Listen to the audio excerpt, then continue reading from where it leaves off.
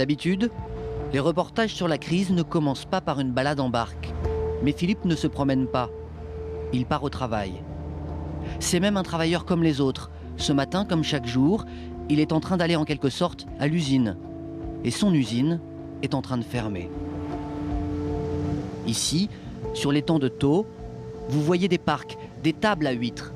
Philippe, lui, ostréiculteur, voit toutes les tables à huîtres qui ont déjà fermé. 1 sur 3 a disparu.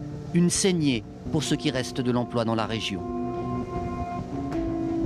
Il y a pratiquement sur le département de l'Hérault 600 entreprises qui travaillent pour la conchiculture, huîtres et moules. Voilà, donc ça développe à peu près 800 emplois directs, plus de 1000 emplois indirects. Donc ça fait vivre quasiment la grosse économie du département de l'Hérault. Mais cette petite industrie de la mer s'essouffle. Discrètement, sans faire de bruit. Impossible d'augmenter les prix, les huîtres sont déjà chères, impossible d'embaucher. Philippe fait tout lui-même. Et c'est comme ça pour toute l'économie de cette petite région. Un petit bout de France, au bord de la Méditerranée, dont on ne parle presque jamais. Ici, derrière les plages et les hôtels qui font le plein 6 semaines par an, derrière les 500 000 touristes qui ne font que passer, un petit territoire souffre. Entre le bord de mer d'Agde et le plateau de Pézenas, sur ce petit terroir de 20 km sur 10, pas de chaîne de montage, pas de production en masse, pas de plan social, mais c'est tout comme. Dernière statistique en septembre dernier, 16,3% de chômage, presque un record en France. Autant de chômage que dans les coins les plus sinistrés du Pas-de-Calais ou de l'Aisne.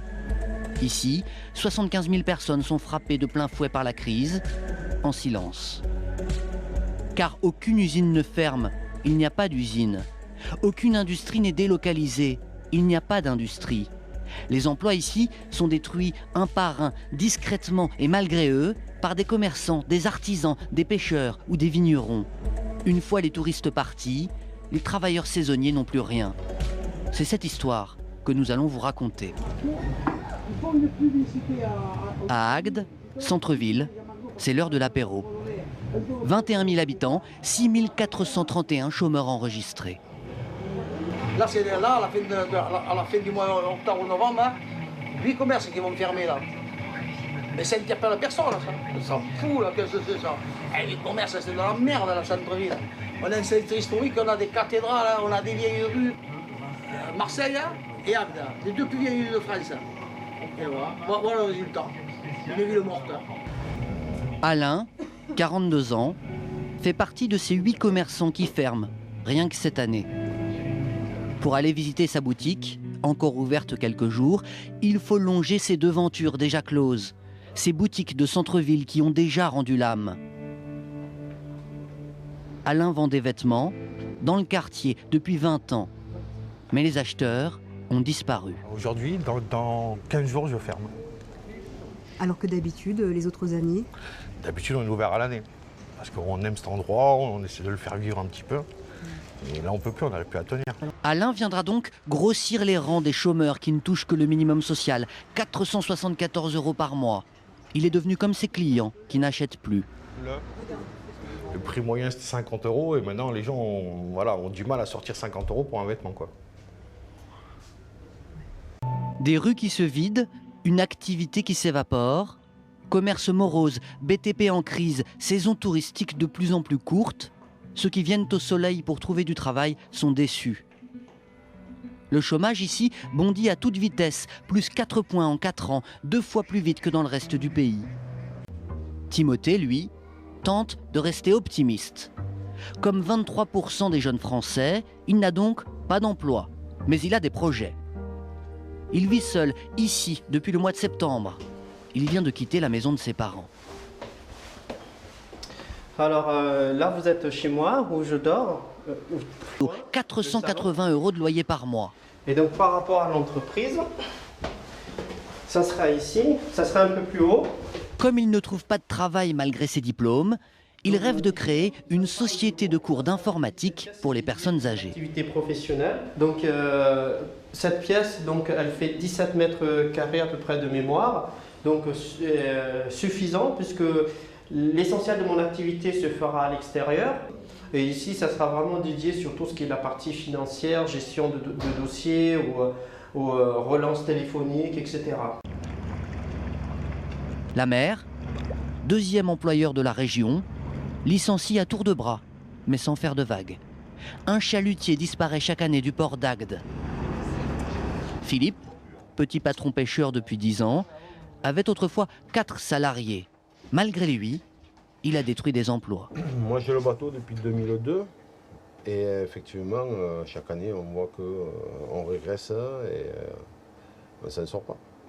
Mais bon, nous le problème c'est toujours lié au gasoil qui est cher et ça nous enlève une grosse marge pour pouvoir payer le reste. Ici, les pêcheurs, ils ont dû réduire leur équipage justement pour garder certaines marges. Ouais. Oui, les bateaux, ils travaillent tous en sous-effectif. Hein. Un bateau comme nous, on peut travailler jusqu'à 5 et on travaille à 3. Impossible de payer plus de 2 marins par gros bateau. Discrètement, les pêcheurs cherchent donc du travail ailleurs, où termine à Pôle emploi. Où s'orienter dans ce petit bout de France qui tire la langue? Où c'est même l'activité reine, la viticulture, qui a fait le plus de chômeurs. Car le raisin, dans le département, a détruit 10 000 emplois en 25 ans. 45 000 hectares de vignes arrachés.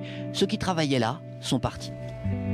Entre Agde et Pézenas, Serge n'a conservé que les pieds de vigne qui lui rapportent de l'argent. Ces pieds qui donnent du vin qui se vend bien. Il n'a du coup aucun employé. Nous, pour vivre de nos terres, on a une surcharge de travail quand même. Et puis on sait qu'il y a des précaires, mais on ne peut pas les embaucher parce qu'on n'a pas les moyens. Moi, c'est un désespoir de ne pas prendre quelqu'un quand ça nous arrache les tripes. Viticulteur débordé et dégoûté de ne pas pouvoir embaucher. Serge fait partie d'une cave coopérative où les viticulteurs se regroupent pour fabriquer leur vin. Il y avait 2 coopératives, il n'y en a plus qu'une. Aujourd'hui, c'est toujours la crise. C'est toujours la crise, il n'y a pratiquement plus personne qui s'installe. Donc du moment que personne ne s'installe, pour moi c'est la crise. Tous ces viticulteurs, auparavant, employaient ici des dizaines de saisonniers, surtout pendant l'hiver, pour tailler les vignes, après le départ des touristes. Aujourd'hui, quand ils en discutent autour d'un verre, les vignerons se plaignent sans modération d'être, à contre-cœur, des créateurs de chômage.